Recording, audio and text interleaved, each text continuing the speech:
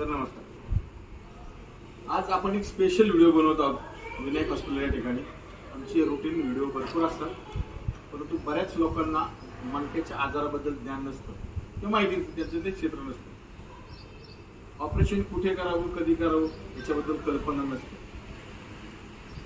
मणका हा 4 विभागांमध्ये विभागला जातो। मानेचे 7 मणके, पाठीचे 12, कमरेचे 5 आणि माकड।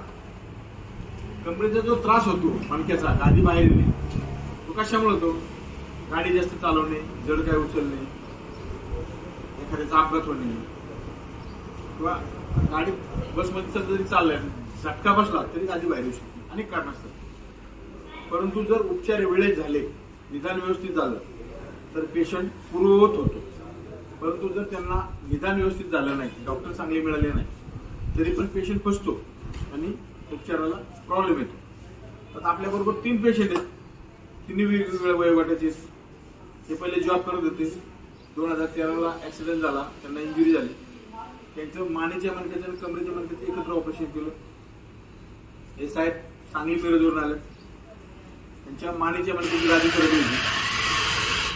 त्याच दिवस झोपता नाही आलं, प्रचंड वेदना होती। ज्याला वेदना असतात त्यालाच कळतं, मराठी भाषेत म्हण आहे, ज्याची जळती त्याला कळते। तशा प्रकारे 20 दिवस झोप नव्हती। ऑपरेशन झाल्यानंतर वेदना एकदम झिरो झाल्या, आनंद झाला। पलीकडे तांबे सर आहेत, शिक्षकी पेशा आहे, त्यांच्या मानेची गादी सरकली। आता त्यांना काही जास्त कष्टाचं काम नाही, परंतु ग्रामीण भागात असल्यामुळं ते शिक्षक आहेत, गाडीवरती प्रवास करणे, जाणे येणे, रस्ते आपले इंटरनॅशनल, खड्डा कोणता रस्ता कोणता समजत नाही, आणि शेतकरी कुटुंबातील असल्यामुळे शाळेतून आल्यानंतर न सांगता पावले आपाप शेताकडे वळतात। काय नाही काहीतरी माणूस काम करतो, जनावरांना वैजा, गायांचं दूध काढ, गायांना खाद्य घाल, ही कामं हा माणूस करतोच। त्याच्यामुळं त्याची मानेची गादी बाहेर आली। याच्यातून एक सांगायचंय, जर वेळेत ऑपरेशन झालं तर रिकव्हरी फास्ट आहे। आता ह्या दोघांची ऑपरेशन वेळेत झाली, त्यांना भविष्यात ट्रबल नाही। पण या साहेबांना त्रास 2013 पासून होता। पहिले त्यांचं कुठं ऑपरेशन झालं, ते पण चांगलं झालं असेल ते त्यांचं म्हणणं, परत मला जो काही त्रास होता, पायात ताकद नव्हती, कारण चालायला लागले तर पायात कडकपणा, पाय जमिनीला घासायचे। तुम्हाला एक सांगायचंय मला, जर ऑपरेशन वेळेत नाही झालं किंवा उपचार वेळेत नाही झाले तर पेशंटला साईड इफेक्ट असे होणार की पेशंटचं लगेच संडासचा कंट्रोल जाणार, आता पायाची ताकद जाणार, पाय घासत राहणार, पाय कडक होणार, पायाची चप्पल गळून पडली तरी समजणार नाही। हे नाही झालं पाहिजे। जर समजा एखाद्या रुग्णाला मणक्याच्या गादीमुळं अपंगत्व आलं, पॅरालिसिस झाला, लगेच संडास काढायची जागेवरती वेळ आली, तर कुटुंबातली लोक पण थकून जातात। त्या माणसाला असं वाटतं, स्वतःला पण वाटतं की नाही जगलेलं बरं, माझ्यामुळे घरच्यांना त्रास, संडास लगेच काढायची, जगण्यात काय अर्थ नाही, 5 पैसे कमवू शकत नाही, घराच्या बाहेर जाऊ शकत, त्याला भेटायला लोक येणार, लोकांचा 4 रुपये खर्च, वेळ व्हायला जातो, घरच्यांना कुठं 2 पैसे कमवत नाही, त्यामुळे त्या माणसाची पण जगण्याची उमेद निघून जाते। त्याच्यामुळे हे सांगायचे की ऑपरेशन हे तुम्ही वेळेत केलं पाहिजे आणि चांगल्या डॉक्टरांच्याकडे केलं पाहिजे। वेळेत म्हणजे कधी? पॅरेलिसिस होण्याअगोदर, लगेच संडासचा कंट्रोल जाण्याअगोदर, हातापायची ताकद जाण्याअगोदर, जे तुम्हाला मगाशी पॉईंट सांगितले ते सगळे होण्याच्या अगोदर ऑपरेशन झालं पाहिजे। ऑपरेशन कोणाकडे करावं? तर ऑपरेशन करताना डॉक्टर हे न्यूरोसर्जन पाहिजेत, जी मणकेमध्ये डिग्री लागती ऑपरेशनसाठी, MBBS, MS, MCH, याच्या पुढे सर मणकेची डिग्री जगात कुठलीही मोठी नाही। गंमत अशी झालेली हल्ली, बरेच डॉक्टर लोक, ऑर्थोपेडिक सर्जन असू, जनरल सर्जन असू, मला येतो ऑपरेशन, तुम्ही या, मी करतो ऑपरेशन, आणि तुमची फसवणूक होते। कारण न्यूरोसर्जरी मणक्याचं ऑपरेशन हे सोनार काम आहे, एकदम क्वालिटी लागते त्याला, कुठेही जोरात किंवा दुर्लक्ष करून चालत नाही। ऑपरेशन मध्ये डॉक्टरांचं पूर्ण कॉन्सन्ट्रेशन ऑपरेशन वरती लागतं। थोडी जरी सिंक जरी आली स्टाफला किंवा डॉक्टरांना, एखाद्या ठिकाणी ब्लेड लागलं किंवा हातातला अवजार लागलं तरी पेशंट पॅरालिसिस होतात, तो आयुष्यातून उठतो। त्याच्यामुळं आमच्याकडे ऑपरेशन करताना डॉक्टर किंवा हॉस्पिटलची जी टीम आहे, पेशंटशी रिलेटेड काम करणे, कोणालाही सर्दी खोकला असलेलं चालत नाही। दुसरी गोष्ट, बऱ्याच लोकांना माहीत असतो की एखाद्या ठिकाणी खेड्यातल्या घरा माणूस गेला, सोडणाऱ्याकडं, लेप घालणाऱ्याकडं, ही लोक पाठीमागे अशी त्याच्या लाईन लागते, परंतु ही पूर्ण चुकीची ट्रीटमेंट आहे। उपचार पद्धती कशी पाहिजे, तुम्हाला शास्त्रानुसार, सायन्सनुसार झाली पाहिजे। ज्यांचं शिक्षण आहे, ज्यांना तिथलं नॉलेज आहे त्यांच्याकडे झालं पाहिजे. ही जी डिग्री सांगितली MBBS MS MCAची जशी गुप्तेस्थानाची डिग्री आहे याच्या पुढे डिग्री नाही. पण नुसती डिग्री असून पण चालत नाही, त्या डॉक्टरना अनुभव जाणला पाहिजे. त्यांच्या हातून एकही केस केलं नाही पाहिजे. आमच्याकडे आतापर्यंत कुठल्याही पेशंटच्या जीवाला धोका किंवा पॅरालिसिस झालेला नाही. सगळे पेशंट सुरक्षित आहे.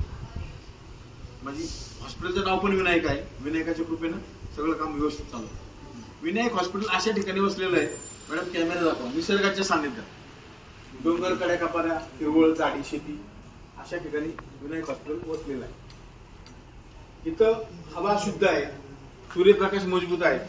पेशंटला कुठल्याही वाटत नाही की मी पुणे शहरात गर्दीच्या ठिकाणी आहे. एकदम निसर्गाच्या सानिध्यामध्ये पेशंट उपचार घेतोय आणि अशी हवा खाल्लं मोफत हवा आहे, मोफत सूर्यप्रकाश आहे, याचा लोक आनंद घेतात. बऱ्याच लोकांना 2024 साल संपत आलं तरी परंतु विश्वास नाही मणक्याचं ऑपरेशन सक्सेस होतं. कारण का तर त्यांच्या कुंडलीला तरी नातेवाईकांनी, गावातल्या व्यक्तींनी कुठेतरी चुकीच्या ठिकाणी उपचार घेतलेले असतात की ज्यांच्याकडे डिग्री नाही, अद्यावत यंत्रसामग्री नाही, ऑपरेशन थिएटर चांगलं नाही. अशा ठिकाणी जर उपचार घेतले तर तुम्हाला उपचार व्यवस्थित मिळत नाही. आमच्या विनायक हॉस्पिटलमध्ये एकाच छताखाली तुम्हाला सगळ्या तपासण्या करून मिळतात. पेशंट गेटच्या आत आल्यानंतर एक्सरे, MRI आपल्याकडे असा आहे जगातील एकदम टॉप मोस्ट MRI की कुठल्याही पेशंटचा MRI हा 8 मिनिटात हातात मिळतो. 8 मिनिटात MRI कम्प्लीट होतो. एवढं फास्ट काम कुठं होत नाही. एखाद्या पेशंटला वेदना होता, तो झोपू शकत नाही, बसू शकत नाही, त्यावेळेस जर 8 मिनिटात MRI झाला तर त्याला आणखी बरं वाटतं. MRI झाल्यानंतर डॉक्टरांच्याकडे निदान त्याच दिवशी होतं. त्या दिवशी पेशंटला निर्णय सांगितला जातो, तुम्हाला फी किती आकारली जाईल, ऑपरेशन कसं होणार, तुम्हाला रिझल्ट कसा येणार. हे एका दिवशी कुठल्याही दवाखान्यात शक्य नाही. डॉक्टर लोक आज चिठ्ठी लिहून देणार, ठीक आहे माझ्याकडे आला ना, हे MRI करून तुम्ही या. तो माणूस त्याच्या सवडीवरती 8 दिवसांनी 4 दिवसांनी MRI करतो, मग येतो. पण वेळ जातो, त्रास वाढतो. आत्ताच मगाशी मला एका पेशंटचा फोन आला कोल्हापूरवरून. साधारण 10-12 फुटावरून 5-6 किलोचा दगड पडला त्या माणसाच्या डोक्यात. वरून जर दगड आला तर झटका मानेवर बसला पहिला मणक्यावरती. मणका फ्रॅक्चर आहे, माणसाच्या हातापायाची ताकद कमी झालेली आहे, शरीराची हालचाल मंदावलेली आहे. तर त्याच्या नातेवाईकांना योगायोगाने नंबर मिळाला विनायक हॉस्पिटलचा. त्यांनी संपर्क साधला. भले आज OPD नाही, परंतु त्या व्यक्तीला उपचाराची नितांत गरज आहे वेळेमध्ये. त्यांना सांगितलं तुम्ही हाय असे पेशंटला व्यवस्थित बेल्ट लावून चांगल्या गाडीमध्ये व्यवस्थित ॲम्ब्युलन्समध्ये पुण्याला घेऊन या, पुढचं काम आमचं आम्ही त्याला बरं करतो. कारण कुठलंही काम जर वेळेत नाही झालं तर त्याला काहीच अर्थ नाही. समजा झाडाचा पाला शेळ्या मेंढ्यांनी खाल्ला, बकऱ्यांनी खाल्ला, झाडाच्या फांद्या तोडल्या, पाला खाल्ला, त्याच्यानंतर त्या ज्या झाडाच्या फांद्या आहेत त्या एका जागेवरती रचाव्या लागतात. त्या ओल्या असताना जर रचल्या तर त्या एका जागेवर दबल्या जातात. जर 8 दिवसांनी आठवण झाली की त्या काट्या त्या रचलेल्या नाहीत आणि तो जर माणूस तिथे गेला काट्या रचायला तर ते दबला नाहीत वाळल्यानंतर. तसंच कुठलंही काम करताना तुम्ही जरी कुंडी लावली बंगल्याच्या समोर, तुळशी वृंदावनात तुळस लावली आणि जर तुम्ही गावाला गेले 8-15 दिवस त्याला पाणी नसेल तर ती वाळून जाणार. त्याच्यानंतर ती सुधरेल किंवा काटकी झाल्यानंतर तो विशेष नाही, ती परत उगवणार नाही, हिरवीगार होणार नाही. त्याच्यामुळे कुठल्याही कामाला वेळेचं महत्व आहे. वेळेत जर उपचार झाले तर पेशंट बरा होतो आणि पूर्ववत सगळी कामं करतो. आपले पेशंट काय करतात ऑपरेशन नंतर, सगळी शेतीची कामं, रुटीन कामं करतात. सर शिक्षक आहेत ते काम करणार, शाळेत जाणार, अध्यापनाचं काम करणार. हे शेतकरी आहेत, हे शेतीचं काम करणार. या साहेबांना मी आल्यापासून बघत होतो, पाय ओढत होता, चालता येत नव्हतं आणि घरचे लोक घाबरत होते. ऑपरेशन चांगलं झालं पण पडला तर, बॅलन्स गेला तर परत उद्योग नको ही मनात भीती होती. त्यांना सांगितलं अजिबात टेन्शन घ्यायचं नाही. त्यांना व्यवस्थित व्यायाम दिले, व्यायाम करून घेतले. ही व्यक्तीच्या मनात कुठली शंका राहिली नाही. हा माणूस अख्खं हॉस्पिटल एकटा फिरतो. हा एक त्यांना आत्मविश्वास आला की मी बरा झाला. पण जर त्यांना तो आत्मविश्वास आपण दिला नाही तो पेशंट धाडस करणार नाही चालायचा आणि मनामध्ये शंका ठेवणार की मी चालेल का नाही, मी चालेल का नाही, मला चालता येईल का नाही. आता ते मला ते सगळे शंका निघून गेलं. आता हे सर तिघही त्यांचा अनुभव सांगतील की बाबा मला त्रास कधीपासून होता, किती दिवस होता आणि विनायक आल्यानंतर आता ऑपरेशन नंतर कसं वाटतं. सर नमस्कार. बेडसे सर बोला. माझं नाव चेतन बेडसे. बोला.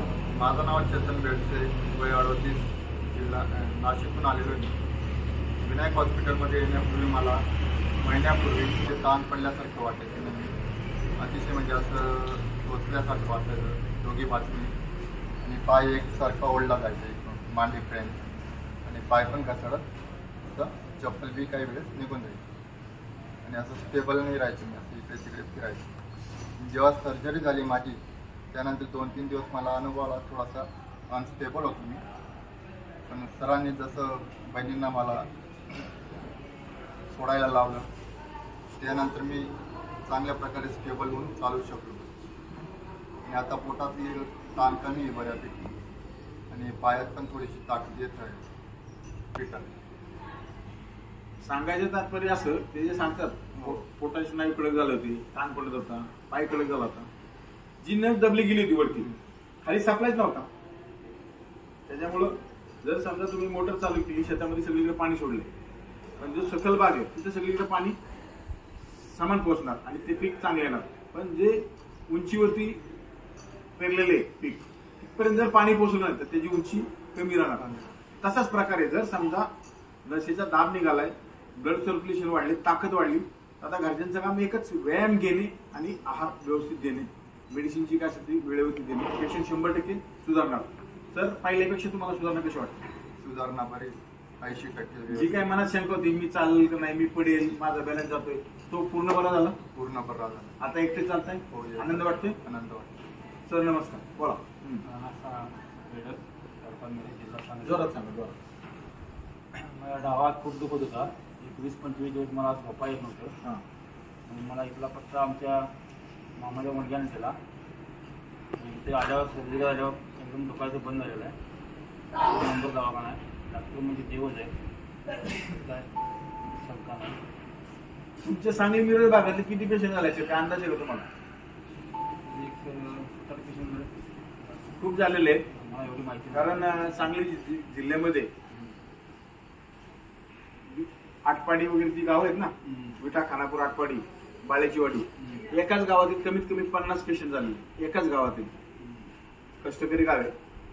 एकाला फरक पडला तर येताना गाडीत 3-4 जणांना घेऊन यायचं, त्यांना फरक पडला परत 3-4 जणांना घेऊन यायचं. असे एकाच गावातील कमीत कमी 50 पेशंट आहेत. मोबाईल सायलेंट करा साहेब, सांगायला का नका. एकाच गावातील 50 पेशंट झालेले. म्हणजे आजूबाजूची गाव आहे तुमची सांगली साईडची, पलूस, बिलवडी, वांगी, आराराबादचं तासगाव, अंजनी, मथुरकी, तुमचं कवठे मांकाळ, कवठे पिरण, कवठे एकड, बरोबर ना गाव? इस्लामपूर, वाळवा, अंकलकोट, जे दत्त मंदिर आहे, नरसोबाची वाडी, औदुंबर, इथले खूप पेशंट झाले. कसं होतं, एखादा माहीत झालं लोकांना की या ठिकाणी फरक पडतोय, की तो माणूस येताना काय करतो, नात्यात कोणाचं दुखत असेल, गावात कोणाचं दुखत असेल, बाबा मी जाणार आहे, माझी गाडी आहे, तू माझ्या बरोबर चल, त्यांना ते पुण्याचं काम करतात. आणि कुठल्याही पेशंटने स्वतः बरं झाल्यानंतर आपणही समाजाचं काहीतरी देणं लागतो. आपण बरं झाले, आपल्यामुळे पण एखादा बरा झाला तर त्याचाही प्रपंच उभा राहू शकतो. आमच्याकडे फक्त पेशंट बरा केला जात नाही. एक माणूस जर आजारातून बरा झाला तर तो कोणाचा तरी पती त्यांच्यासाठी पिलर असतो कुटुंबाचा, तो बरा झाला तर त्यांना आनंद वेगळा असतो. कुणाचा तरी बाप असतो, मुलांना आनंद झाला असतो, कुणाचा तरी मुलगा असतो, आई वडिलांना आनंद झालेला असतो.